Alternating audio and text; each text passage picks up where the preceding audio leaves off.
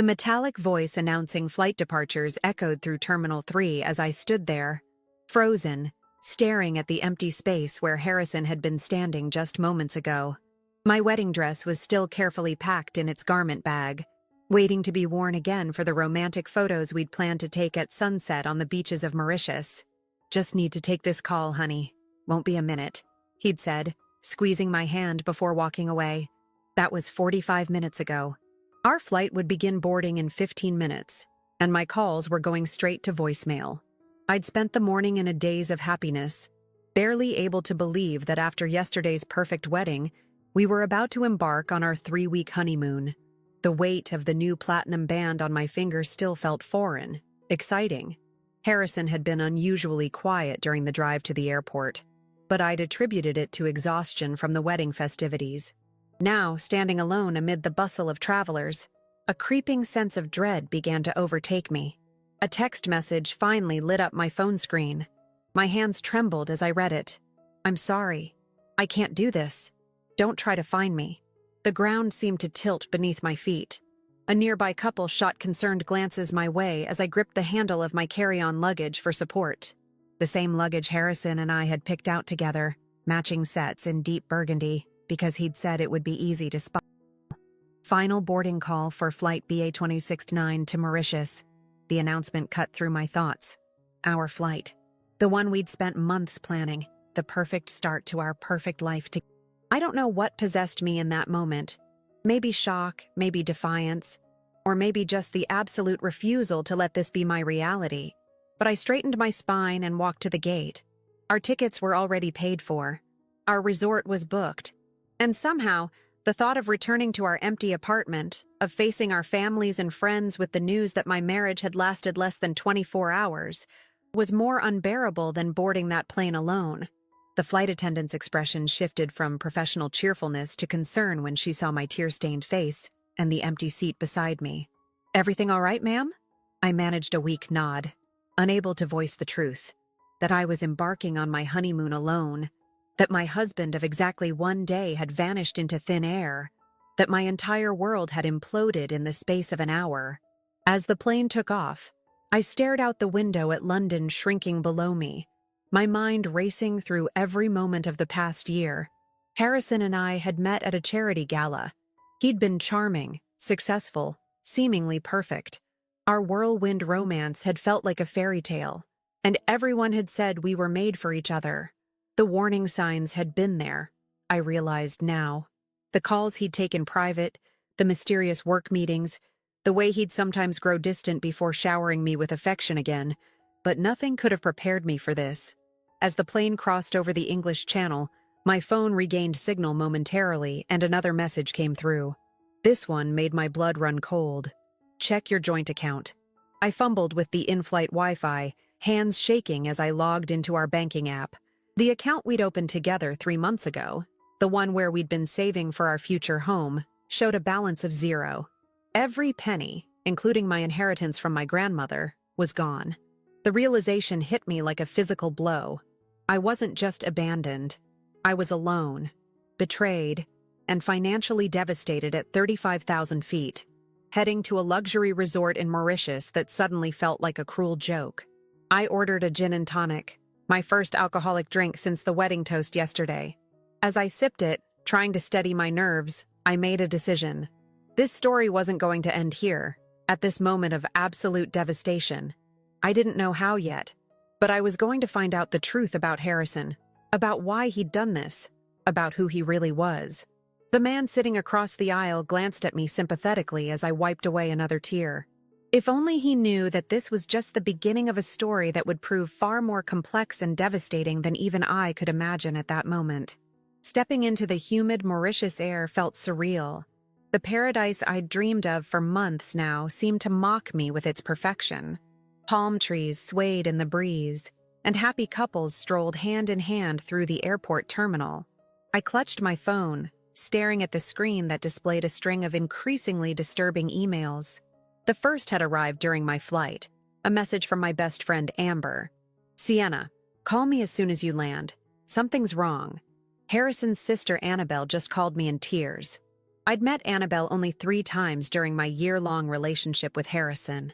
She lived in Manchester and always seemed oddly reserved around me, though Harrison had assured me it was just her personality. Now I wondered if she'd known something all along. The hotel's driver held up a sign reading, Mr. and Mrs. Walker, and I nearly broke down again. That name, my brand new married name, now felt like a stranger's. I approached him anyway, explaining that it would just be me. His practiced smile never wavered, but I saw the pity in his eyes. "Your husband will be joining later?" he asked politely as we drove along the coastal road. "No," I replied, my voice barely a whisper. "No, he won't." In my luxury ocean view suite, I finally gathered the courage to call Amber. Her voice was tight with concern when she answered. "Sienna, I don't know how to tell you this, but Annabelle says Harrison's been married before." My legs gave out, and I sank onto the king-sized bed that should have been our honeymoon sanctuary. "What do you mean, before?" "He told me he'd never even been engaged. 3 years ago," Amber continued, her voice shaking, "to a woman named Beatrice in Manchester. Annabelle says.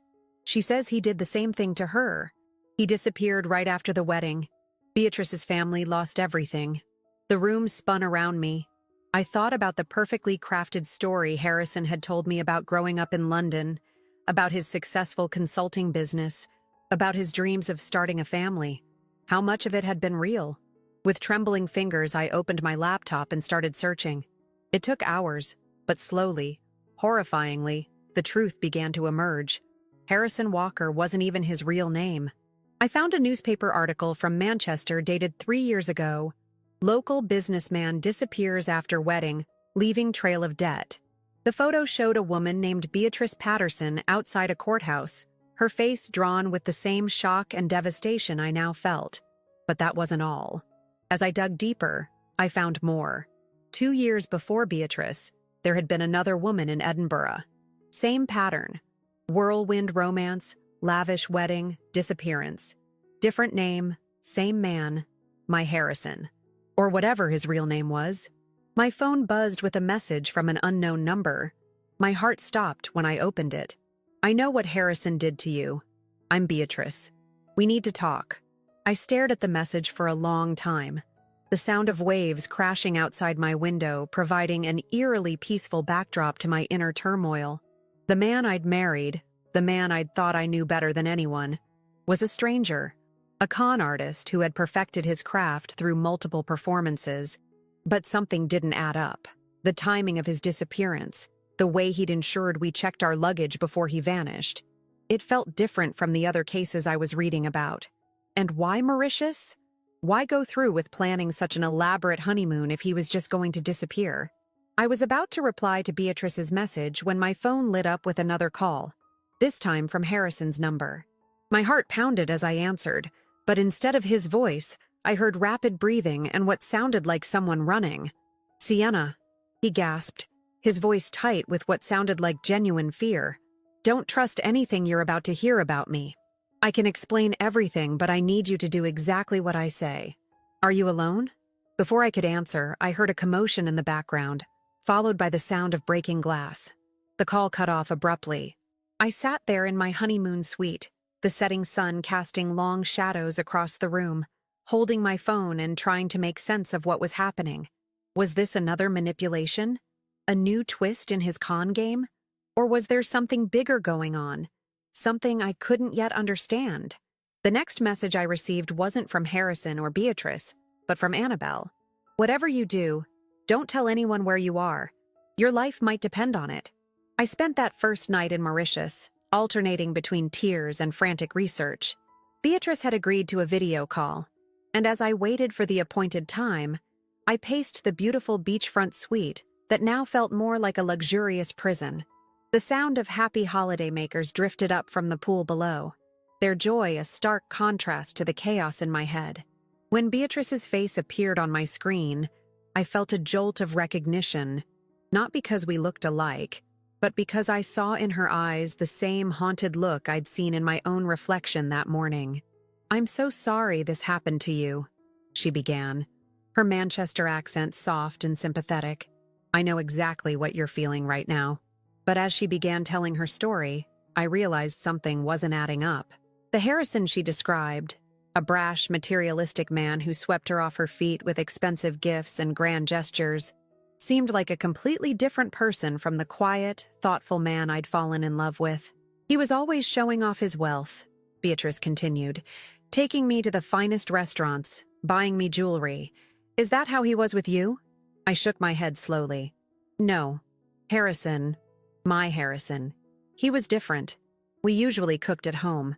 He preferred intimate dinners to fancy restaurants. The only expensive gift he ever gave me was my engagement ring. Beatrice's expression changed, a flash of confusion crossing her face. That's strange. Did he ever mention someone named Blake? The name hit me like a physical blow. Blake had been Harrison's best friend, the best man at our wedding.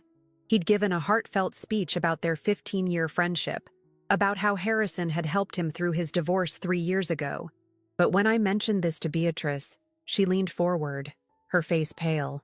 Sienna, I need you to listen carefully, she said. The man in this photo, is this your Harrison? She held up her phone to the camera, showing me her wedding photo. My hands started shaking. The man standing beside Beatrice in her wedding photo was Blake. That's not... I started, then stopped, my mind racing. I quickly pulled up my own wedding photos on my laptop, turning the screen to show Beatrice. This is my Harrison. Beatrice's sharp intake of breath told me something was very wrong. Sienna, that man, that's Logan. He was Blake's business partner. He disappeared the same time Blake did, along with all our money. The room seemed to tilt around me. I thought about all the times Harrison had taken calls from Blake in private, about the mysterious business meetings, about how he'd insisted on handling all our wedding preparations himself. There's more, Beatrice said, her voice trembling. After everything happened, I did some digging. Blake and Logan, they weren't just con men. They were involved in something bigger, something dangerous. And Sienna, I think they might have finally crossed the wrong people. Just then, my phone buzzed with a text from Annabelle. Don't believe everything Beatrice tells you. Some of it is true, but not all. Harrison loved you. That part was real. He's in trouble, Sienna. Real trouble. And you might be too. I looked back at Beatrice on my screen, studying her face. Was she telling me the whole truth? And if Harrison, or Logan, or whoever he really was, had truly loved me, why disappear now? Why take my money? Beatrice, I said slowly. The day before the wedding, Harrison asked me to transfer all our savings to a new account. He said it was for house hunting when we got back. I didn't think anything of it at the time. Beatrice's expression darkened. Did he tell you which bank? Swiss United, I replied. Why? Because that's not a real bank, Sienna. But that name? I've heard it before. It's connected to someone very dangerous. Someone Blake and Logan were terrified of. Before she could continue, my room phone rang, making me jump. It was the front desk. Mrs. Walker, there's a gentleman here asking for you. He says he's your brother-in-law. My heart started racing. I don't have a brother-in-law. There was a pause on the line. He's quite insistent, madam. He says it's about your husband's safety. I looked back at Beatrice on my laptop screen. She had gone pale. Sienna, she whispered, get out of there, now. I grabbed my passport and phone, shoving them into my purse. What about my luggage? Leave it, Beatrice said urgently. There's a back entrance through the service area. I stayed at that resort once. Get to the beach. There are always people there. I'm calling someone I know in Mauritius right now. He'll help you. As I slipped out of my room, I heard the elevator ding at the end of the hall. Male voices emerged, speaking in low, urgent tones. I turned and ran the other way, toward the service entrance, my heart pounding. My phone buzzed again. Another message from Harrison. Whatever you do, don't let them find you. I'm sorry for everything, but this isn't what you think. Trust no one until I can reach you again. As I pushed through the service door and into the humid evening air, I realized I was now running from something, but I had no idea what. All I knew was that my honeymoon had turned into something far more terrifying than just a story of betrayal. The sound of footsteps behind me sent me sprinting toward the crowded beach, my wedding ring catching the last rays of the setting sun. I had a feeling I was about to discover exactly why Harrison had chosen to disappear, and why he might have been trying to protect me by doing so. The beach was crowded with tourists enjoying the sunset, completely unaware of my racing heart and trembling hands. I forced myself to walk casually, fighting the urge to run as I heard voices behind me speaking in hushed tones. My white sundress, which I'd changed into after arriving at the resort, now felt painfully conspicuous against the darkening sky. My phone vibrated. A message from Beatrice with a location pin. Go to Le Petit Café in Grand Bay. Ask for Antoine. He's expecting you. I flagged down a taxi, constantly checking over my shoulder. The driver, an elderly man with kind eyes, must have sensed my distress. Everything okay, madame? Yes, I lied, then made a split-second decision. Actually, no. I think I'm being followed. Could you? He nodded before I could finish, pulling away from the resort with surprising speed. In the side mirror, I saw two men in dark suits emerge onto the street, looking around frantically. As we drove along the coastal road, my phone lit up with a series of messages that made my blood run cold. They were from Annabelle. Sienna, I need to tell you the truth about Harrison. About everything. He's my brother, but Logan isn't his real name either. We're both in witness protection. Or we were, until 3 days ago. My hands shook as I read the next message. The business with Blake. It wasn't what you think. Harrison was working undercover. He's been helping build a case against a major international crime syndicate. Blake was his way in, but something went wrong. The taxi wound through narrow streets lined with colorful buildings, finally pulling up outside a small cafe with peeling blue paint. The driver refused to take my money. Stay safe, madame, he said softly. Inside Le Petit Café, a man I assumed was Antoine led me to a back room that looked like it hadn't been redecorated since the 1970s. The ancient ceiling fan squeaked as it turned, and the air smelled of old coffee and secrets. Beatrice called me, he said in heavily accented English. She told me about Harrison. Or should I say, Agent Logan Morrison. The name hit me like a physical blow. Agent? My mind raced back through every moment of our relationship, searching for signs I might have missed. 3 years ago, Antoine continued, your husband helped us track down one of the biggest financial criminals in Europe. Blake was his partner in the operation. They got close to the target, but something went wrong. The target figured out they were undercover agents. Blake disappeared. We thought he was dead. I sank into a worn leather chair, my legs no longer able to support me. But the wedding? Taking my money? Running away? Antoine's face softened. The money isn't gone, Sienna. It's being held in a secure account. Harrison transferred it to protect it, and you. 2 days before your wedding, we received intelligence that Blake had resurfaced. He's working for them now, and he knows everything about you and Harrison. My phone buzzed again. Another message from Harrison. Sienna, if you're reading this, you're hopefully with Antoine by now. I'm sorry for leaving you like that, but they were watching the airport. They would have grabbed both of us if I hadn't created a diversion. Everything I told you about my feelings for you was real, but almost everything else was a lie to protect you. Tears blurred my vision as I read his next message. The men following you aren't police or agents. They work for someone much worse. Someone who's been using banks and businesses across Europe to fund terrorist operations. We were close to exposing everything when Blake betrayed us. Antoine placed a burner phone on the table between us. Harrison will contact you on this. But first, you need to make a choice, Sienna. We can get you back to London tonight. Put you in protective custody. Or what? Or you can help us finish what Harrison started. Help us bring down the entire operation. But I warn you, if you choose to stay, your life will never be the same. I stared at the burner phone, thinking about the man I'd fallen in love with.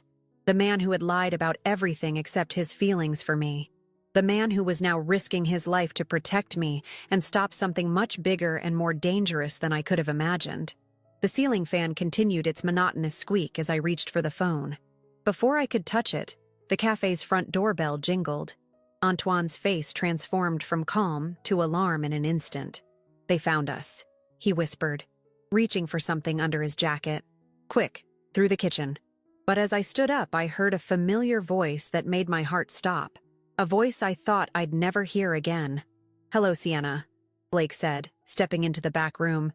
I think it's time we had a chat about your husband. Blake looked different from how I remembered him at the wedding. Gone was the charming smile and easy manner. His eyes were hard, calculating, as he pulled up a chair and sat down, blocking the only exit. Antoine remained tensed beside me, his hand still beneath his jacket. You can relax, Antoine, Blake said smoothly. I came alone, and I'm only here to talk. Like you talked to Beatrice? I found myself saying, surprised by the steel in my own voice. A flicker of something, regret, shame, crossed Blake's face. Beatrice was collateral damage. I never meant for things to go that far. But your husband, the man you know as Harrison, he's the one who put her in danger, put you all in danger. By trying to stop criminals? The words came out before I could stop them. Blake leaned forward, his expression intense. Is that what they told you? That we're the bad guys? That Harrison's some kind of hero? He pulled out his phone, sliding it across the table to me. Take a look at these photos. The images showed Harrison, or Logan, or whoever he really was, at various locations over the past few years. In some, he was with people I didn't recognize. In others, he was clearly conducting surveillance. But the last photo made my blood run cold. Harrison, holding hands with a beautiful woman, looking at her the same way he used to look at me. That was 6 months ago, Blake said quietly, while he was engaged to you. Her name is Elena. She's the daughter of Victor Petrov, the man Harrison claims he's trying to bring down. But look at the date stamp, Sienna. Look at how he's looking at her. My hands trembled as I stared at the photo. 6 months ago, Harrison and I had been planning our wedding. He'd told me he was away on business trips. Had those trips been with her? You're trying to manipulate me, I said, but my voice wavered. Am I? Blake's voice was gentle now. Or am I showing you the truth about the man you married? Harrison isn't who you think he is. He's not even who his own agency thinks he is. He's been playing everyone. The agency, Petrov, you, me. There's a reason he took your money, Sienna. And it wasn't to protect you. Antoine shifted beside me. Don't listen to him. This is what he does. Twist the truth until you don't know what to believe. Really? Blake raised an eyebrow. Then explain this. He pulled out another phone, Harrison's phone, the one he'd been using at the airport. I found this after he ran. Check his messages with Elena. I shouldn't have looked. Every instinct told me not to, but I had to know. The messages went back months. They were intimate, loving. Plans for a future together. Plans that had nothing to do with any investigation. He's been working with Petrov all along, Blake continued. The agency investigation was his cover. He needed a legitimate wife to make his story believable. Someone with a clean background. Someone trusting. You were perfect. But Elena, she was his real target. Through her, he could get to Petrov's millions. The money he took from you? It's just the beginning. My mind raced back through every moment with Harrison. The late-night calls, the mysterious business trips, the way he'd insisted on handling all our finances. Had any of it been real? If what you're saying is true, I managed. Why are you telling me this? Why not go to the agency? Blake's expression darkened. Because Petrov's men are hunting both Harrison and me now. He discovered something about both of us. Something that could destroy everything. I need your help, Sienna. You're the only one who might be able to reach Harrison before it's too late. Too late for what? Elena's dead. Blake's words fell like stones in the quiet room. She was found yesterday in her Paris apartment, and Petrov thinks Harrison killed her. The ceiling fan continued its endless squeak as I processed this information. Elena, the woman from the photos, the woman Harrison apparently loved, was dead. And now I was caught in the middle of something I barely understood. What do you want from me? I asked, surprised by how steady my voice sounded. Help me find him, Blake said. He trusts you. He'll contact you. When he does, I need you to... A sudden commotion from the front of the cafe cut him off. Shouts in French, followed by the sound of breaking glass. Antoine moved with surprising speed, pulling me toward a hidden door behind a shelf. "Choose now, Sienna," Blake called after me. "Help me stop him, or become his next victim.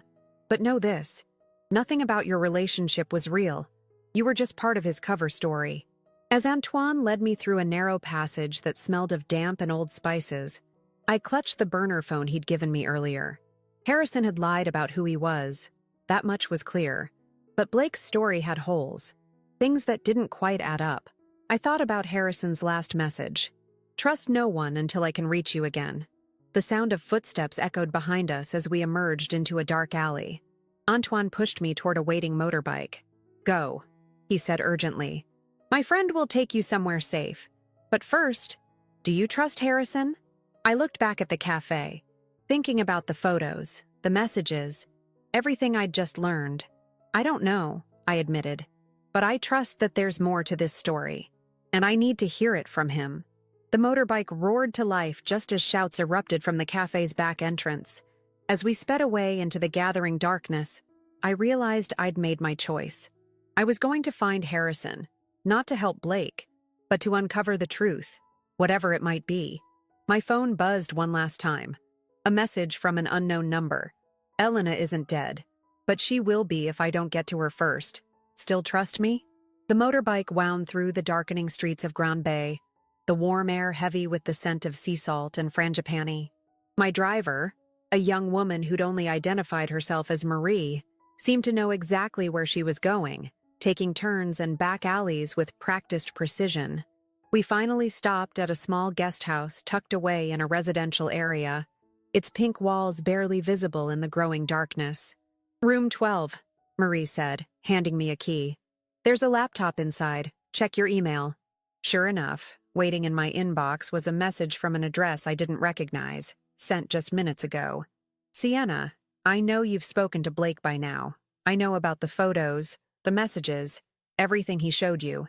Some of it's real. Most of it isn't. Elena is Viktor Petrov's daughter, yes. And yes, I got close to her, but not for the reasons Blake told you. Elena has been helping us gather evidence against her father for the past year.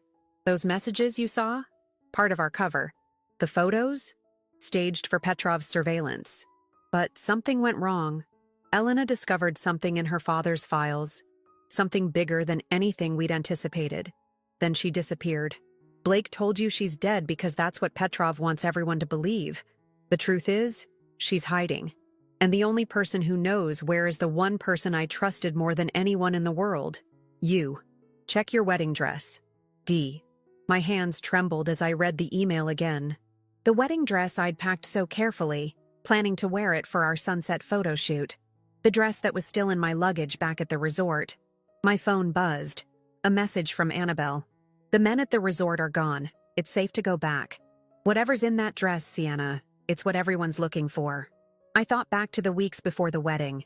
Harrison had insisted on taking my dress for final alterations just 3 days before the ceremony.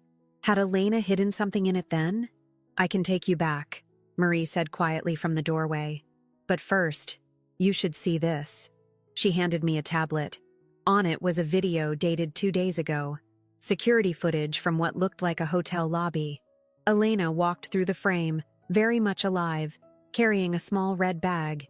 Behind her, partially hidden behind a newspaper, was Blake. "He lied about not knowing where she is," Marie said. "The question is, why?" My mind raced. If Blake had lied about Elena's death, what else had he lied about? I pulled out the burner phone Antoine had given me and dialed the only number saved in it. Harrison answered on the first ring. "Sienna." His voice was strained, exhausted. "I'm so sorry. For everything. But I need you to listen carefully. Elena had evidence of something massive. Money laundering, human trafficking, political assassinations, all connected to her father, but also connected to people much more powerful. People inside our own agency." "Blake?" I asked, though I already knew the answer. "He was my mentor, Sienna, the man who recruited me. Finding out he was corrupt, it nearly destroyed me. When Elena discovered his involvement, we knew we had to act fast. But we needed someone above suspicion to help us. Someone new. Someone they wouldn't be watching. Me, I whispered. Our whole relationship. Was it all just part of the plan? There was a long pause. When Harrison spoke again, his voice was thick with emotion. The plan was to meet you, use your clean background to help establish my cover. What wasn't part of the plan was falling in love with you. Really falling in love. That's why I couldn't go through with it. Couldn't risk your life by involving you further. But you already had, I said, surprising myself with how calm I felt. By marrying me. By making me part of this. I know. And when I realized that, I tried to protect you the only way I could think of. By running. Making it look like a simple case of fraud. If Blake thought you were just another victim, he wouldn't see me as a threat, I finished. But something changed, didn't it? That's why he came to find me. Elena contacted him, Harrison said grimly. Tried to make a deal. But Blake, he doesn't make deals. He eliminates problems. When he couldn't find her, he must have realized that I might know something, I said. But Harrison, I don't. I don't know anything. Yes, you do, Sienna. You just don't know you know it. Think. The week before the wedding, when I was acting strange, when I kept taking calls in private, what did you see? What did you hear? I closed my eyes, thinking back. Harrison had been distracted. Yes. There had been hushed conversations. And then, Elena came to the house, I said slowly, when you were in the shower. She said she was dropping off wedding papers, but she went to my closet, to my dress. What else, Sienna? Think carefully. She was crying, I remembered suddenly. Not sad crying, scared crying. She hugged me before she left and whispered something. I thought she said, take care of him. But that wasn't it, was it? What did she really say, Sienna? The memory hit me like a thunderbolt. Take care. 3 words, not a sentence. She was telling me about a safe in Lake Geneva. The dress? There's a key sewn into it, isn't there? Not a key, Harrison said quietly. The code, written on a microchip sewn into the hem. Elena split the evidence into 3 parts. The physical documents are in the safe. The access codes are in your dress. And the safe's location is with Elena, I finished. That's why Blake couldn't just kill her. He needs all 3 pieces. Suddenly, Marie burst into the room. We need to go, now. Someone just reported your location to Petrov's men. As I grabbed my purse, Harrison's voice became urgent. Sienna, listen to me. I can't protect you anymore. But I know you. You're stronger than anyone realizes. Smarter. The night I met you, you solved that impossible riddle at the charity gala. The one even Blake couldn't figure out. That's when I knew. Knew what? That if anyone could unravel this whole thing, it would be you. The question is, are you willing to try? Through the window I could see headlights approaching. Marie was already starting the motorbike. I had seconds to decide. Tell me what to do, I said. Find Elena, Harrison replied. But Sienna, don't trust anything else I tell you. From now on, trust only yourself. The line went dead as the first black SUV pulled up outside the guest house. As Marie and I slipped out the back, I realized that my honeymoon hadn't just been ruined. It had been transformed into something else entirely. A mission I never wanted, but one I now had to complete. Not for Harrison, not for Elena, but for myself, and for the truth I deserved to know. The resort's security cameras had been disabled. Marie's doing, she'd assured me, as we slipped back onto the property through a service entrance. My heart pounded as we approached my room, but the hallway was mercifully empty. The lock clicked open, and I stepped inside. My luggage was exactly where I'd left it, but something felt off. The room had been searched, professionally, methodically. Everything was in place, but slightly wrong, like a photo taken from a slightly different angle. They were looking for the dress, Marie whispered, standing guard at the door. I unzipped the garment bag with trembling fingers. The wedding dress, ivory silk and delicate lace, looked innocent enough. But as I ran my hands along the hem, I felt it, a barely perceptible thickness in one small section. We need to get it out, I said, reaching for the scissors from my toiletry kit. No time, Marie responded urgently. Someone's coming. We need to move. Now. I shoved the dress back in its bag and followed her out, my mind racing. The hem, the microchip, Elena's terrified face that day in my closet. It all meant something, but what? We made it to the hotel's beach entrance just as I heard familiar voices in the lobby. Blake, speaking to the hotel staff. My phone buzzed. Another message from Harrison. The charity gala where we met. It wasn't a coincidence. You were chosen. Your background in cryptography. Your work with that tech startup before it folded. Blake thought you were perfect. Just another failed entrepreneur who'd make a believable victim. But I saw something else in you that night. The way you solved that riddle. You saw patterns nobody else could see. I remembered that night clearly now. The riddle had been part of a fundraising game. Something about sequences and codes. I'd solved it almost immediately, while the other guests had struggled for hours. Marie, I said suddenly, I need paper and pen. Now. She handed me a small notebook from her pocket. My hands shook as I wrote out what I remembered of Elena's behavior that day in my closet. 3 words. Take care. But it wasn't just the words. It was how she'd said them. The pauses. The emphasis. It's not directions to a safe, I muttered, scribbling frantically. It's a cipher key. The pattern in the hem. It's not just a code, it's part of a sequence. Marie looked confused, but I was already pulling out my phone, Googling the charity gala from a year ago. The riddle had been about pattern recognition in seemingly random sequences. And now, looking at my wedding dress, I realized the decorative pattern in the lace wasn't just decorative. Elena didn't hide a microchip in my dress, I said, the realization hitting me like a wave. She hid the pattern in the lace itself.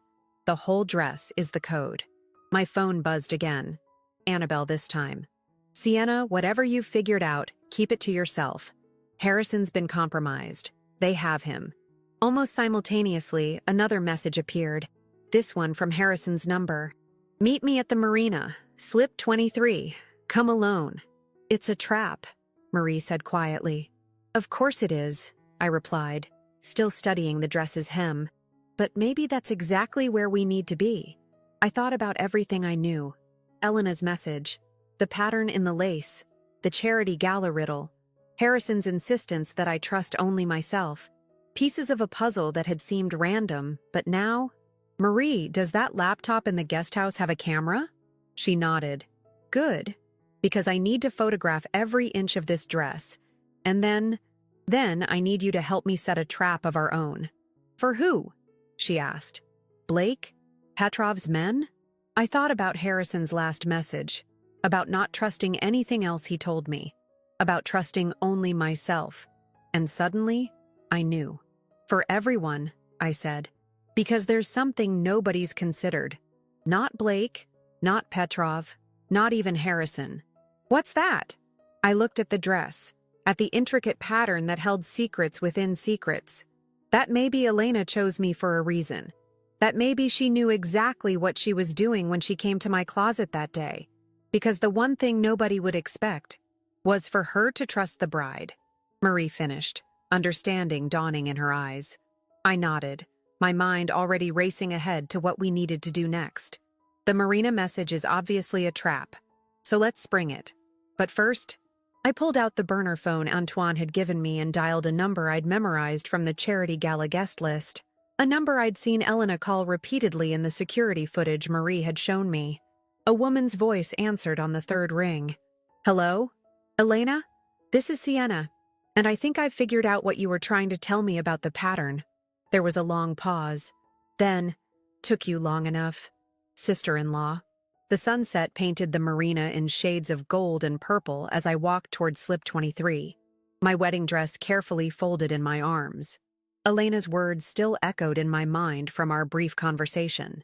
I chose you the moment Harrison told me about you, she'd said. A woman who built a security encryption company from nothing, who lost everything when her partner stole her patents, who still managed to smile, to trust, to love again.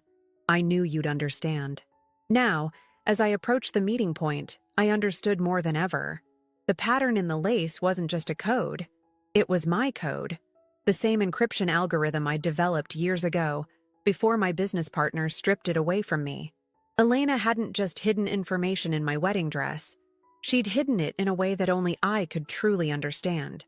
I saw Harrison first, standing on the deck of a sleek yacht.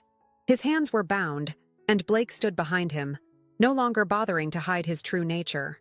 Two other men, Petrov's security, I assumed, watched from nearby. "Sienna," Blake called out, his voice carrying across the water. "I'm glad you decided to be reasonable. Come aboard, slowly." I clutched the dress tighter, taking careful steps onto the boat. Up close, I could see the bruises on Harrison's face, the way he held himself as if protecting injured ribs. Our eyes met, and I saw something there. Not fear, but anticipation. "The dress," Blake said, holding out his hand. "First, let me see Elena's proof," I replied, my voice steadier than I felt. "I know she's alive. I know about the safe in Geneva. Show me she's okay, and you can have the dress." Blake smiled, but it didn't reach his eyes. "You're in no position to negotiate." "Actually," came a voice from behind me. "She is." Elena stepped onto the boat, followed by Marie and two men I didn't recognize. But Harrison clearly did. His eyes widened in recognition. "Internal affairs," Blake said quietly. "You've been busy, Elena." "For years," she replied.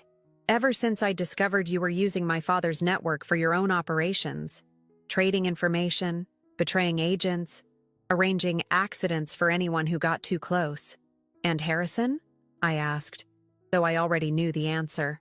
"Figured it out 6 months ago," Elena said. "We needed proof, but Blake was too careful. Then we learned about his pattern, how he used couples, manipulated relationships to create perfect covers. When he suggested using you, you saw an opportunity," I finished. Blake laughed, but there was an edge of desperation to it. "Touching story, but you have no proof, nothing that would stand up in court." I unfolded the wedding dress carefully. "Actually, we do. You see, Elena didn't just hide information in this dress. She hid proof of what you made her do 3 years ago in Manchester, with Beatrice." Blake's face went pale. "What are you talking about?" "The real reason you're so interested in this dress," I continued, "isn't the banking information or the safe codes. It's the proof that you forced Elena to help you destroy Beatrice's life, to make her story less credible when she started asking questions about her husband's death. The funeral photos," Elena said quietly, "the ones that show you were there, watching, making sure everything went according to plan. They're woven into the lace pattern, along with every other piece of evidence I've gathered over the years, encoded using Sienna's own encryption algorithm, the one you helped her partner steal, thinking you could use it for your own operations." Harrison spoke for the first time, his voice rough. "You should have done better research, Blake. Should have realized why Sienna's encryption was so valuable. Why every intelligence agency in the world wanted it. Because it's unbreakable," I said, feeling a surge of pride mixed with old pain. "Even after my partner stole it, he could never fully understand how it worked. But I do. I always did." "You really think I won't just take it?" Blake's hand moved toward his jacket. "Already taken care of," Marie said, holding up her phone. "The pattern has been photographed and uploaded. If anything happens to any of us, it goes public. All of it." I saw the moment Blake realized it was over. The subtle shift in his stance, the flicker of defeat in his eyes. The internal affairs agents moved forward smoothly, professionally. "Sienna," Harrison said softly as they led Blake away. "I'm so sorry. For lying, for leaving you at the airport, for all of it." I looked at him, really looked at him. The man I'd fallen in love with. The man who had lied about everything except his feelings. The man who had tried to protect me by pushing me away. "You know," I said, "most couples have to wait years to face their first real crisis. We managed it in less than 24 hours of marriage." "Some honeymoon," he replied, a ghost of his old smile appearing. Elena stepped forward. "You have every right to walk away, Sienna. To start fresh, forget all of this." I looked down at my wedding dress, at the pattern that had helped bring down a corrupt agent and expose an international conspiracy, at the symbol of a marriage that had begun with lies but had somehow led to truth. "Actually," I said, "I have a different idea." But before I could continue, a shot rang out across the marina. Harrison's eyes widened in shock as he looked down at his chest, where a red stain was beginning to spread. Time seemed to slow as Harrison stumbled backward. I dropped the wedding dress and lunged forward, catching him before he hit the deck. Behind us, I heard shouts, running footsteps, and another shot, this one from Marie's direction. Through the chaos, I registered Elena's voice shouting, "Blake's man in the tower! Get him!" "Stay with me," I whispered to Harrison, pressing my hands against his wound. His blood was warm against my fingers, and his breathing was shallow but steady. "You don't get to leave me again. Not like this." "B wouldn't dream of it," he managed, his attempt at a smile turning into a grimace. Though I have to admit, this wasn't quite the honeymoon I had in mind. The next few hours passed in a blur of ambulances, police statements, and hospital corridors. The shooter had been one of Blake's loyal operatives, positioned as a backup plan. Marie's quick response had prevented him from getting off a fatal shot. The bullet had missed Harrison's vital organs, though he'd lost a lot of blood. As I sat in the hospital waiting room, still wearing my blood-stained clothes, Elena brought me a coffee and sat down beside me. "He's going to be okay," she said softly. "The doctors are confident." I nodded, staring into the dark liquid. "Did you always know it would end like this?" "Not like this exactly," she admitted. "But I knew it would end. Blake had too many enemies, too many loose ends. That's why I needed you, someone outside the game, someone who could see patterns others missed." "Like the pattern in my dress?" I asked, thinking of the intricate lace design that had carried so much hidden information. "That was brilliant, wasn't it?" Elena smiled. "Using your own encryption method, the one Blake helped steal from you years ago. The ultimate irony. He spent years trying to crack your algorithm, never realizing the key was in understanding how you think, not just the code itself." I thought about the past year, about falling in love with Harrison, about all the lies and truths that had brought us to this moment. What happens now?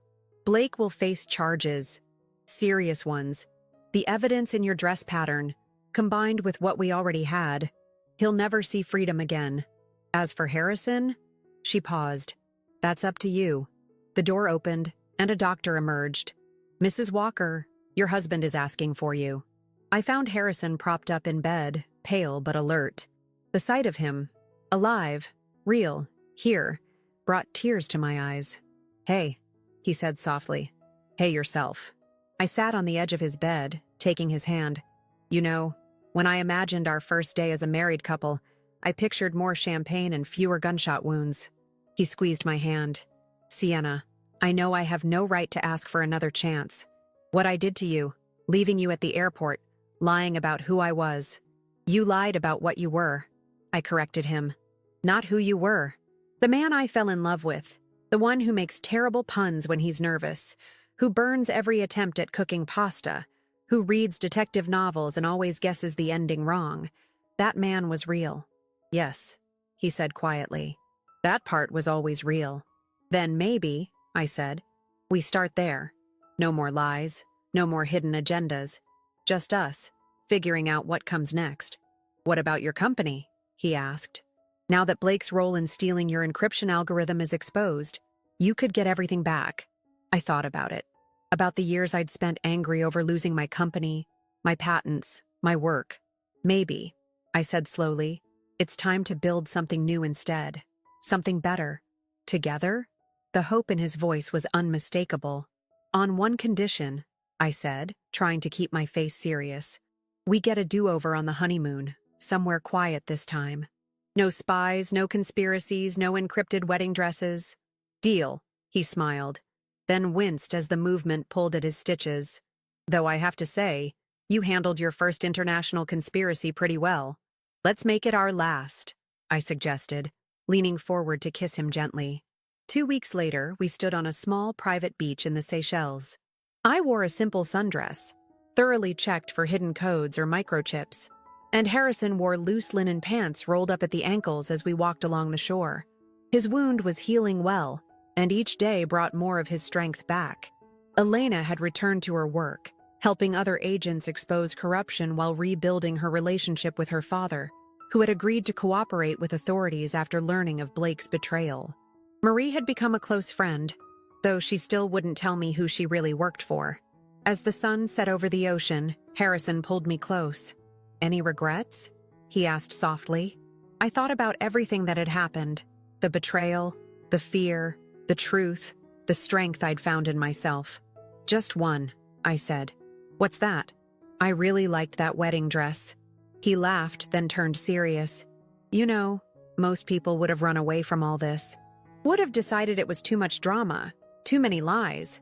I watched the waves roll in, thinking about patterns, about how life sometimes takes the most unexpected routes to get us exactly where we need to be. "Maybe," I said. "But then again, most love stories don't start with being abandoned at the airport, and most don't end with international conspiracies and gunshot wounds," he added. "No," I agreed, leaning into him as the last rays of sun painted the sky in brilliant colors. But then again, we were never going to be most people's kind of love story. Later that night, as we lay in our beachfront villa, I received one last text from Elena. "Looking for a partner in my new security consulting firm? Could use someone who knows how to crack impossible codes, and maybe teach others how to do the same." I showed the message to Harrison, who smiled. "What do you think?" I thought about patterns again, about how sometimes the worst moments in our lives lead us to exactly where we need to be, about how losing my company had led me to that charity gala, to Harrison, to this moment. "I think," I said, "that sometimes the best new beginnings come from the most unexpected endings." Harrison pulled me closer, and I felt his smile against my hair.